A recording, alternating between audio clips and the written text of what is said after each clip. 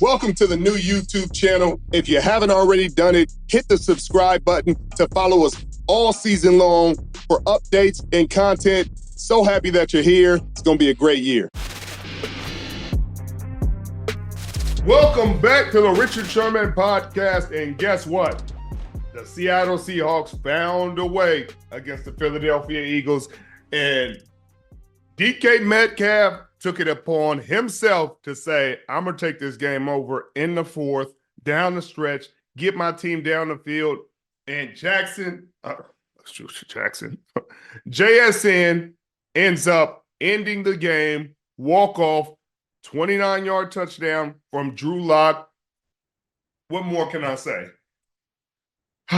Seattle looks really good. They looked good on the corners. They found a way defensively. Julian Love had a really good game. 2 interceptions, in great in coverage all day. Bobby Wagner, Jaron Reed, impactful. Leonard Williams was very stout in the middle. What else can I say? They found a way to get this win, to contain this offense. Jalen Hurts was under duress majority of the game, and he was under duress internally. They said he had the flu. He was game time decision. So was Geno Smith. I talked to Pete Carroll before the game. He said he just couldn't put him out there. And he just couldn't put him out there and risk his groin going. And so they didn't tell Drew Lock until moments before the game that he was starting, and he went out there and performed. He didn't have a turnover in the game, or he didn't throw an interception in the game.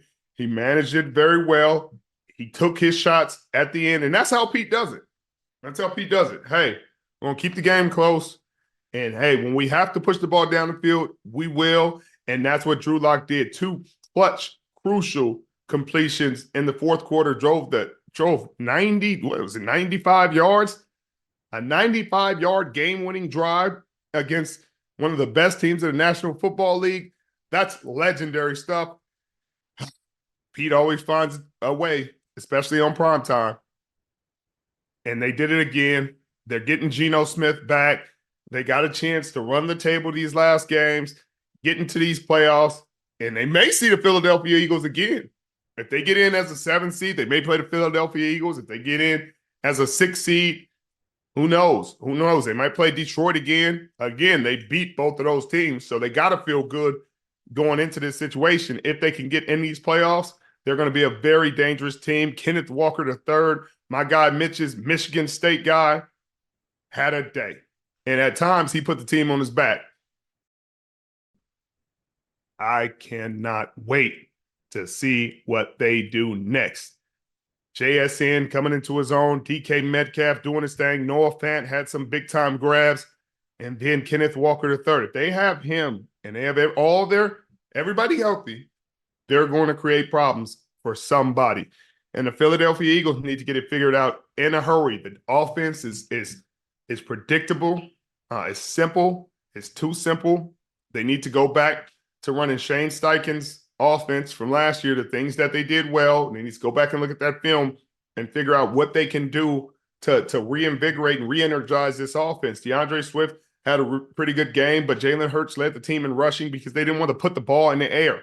And when they did, he was intercepted twice. He's thrown 1 touchdown in the past 3 games, and that's going to be an issue. If they don't get this corrected, now do they have medicine coming up? They do. They have the New York Giants twice, and they have the Arizona Cardinals, and they should win all those games pretty comfortably. If they don't win them comfortably, it might be time to break glass and panic. They kind of started to panic. They demoted Sean Desai and promoted Matt Patricia. Not sure it made a huge difference in this game, but we'll see if it makes a huge difference in the playoffs, because that's when it'll matter. Good luck then, but great win by the Seahawks. Backs against the wall, game you had to have, and they had it. Love to see it.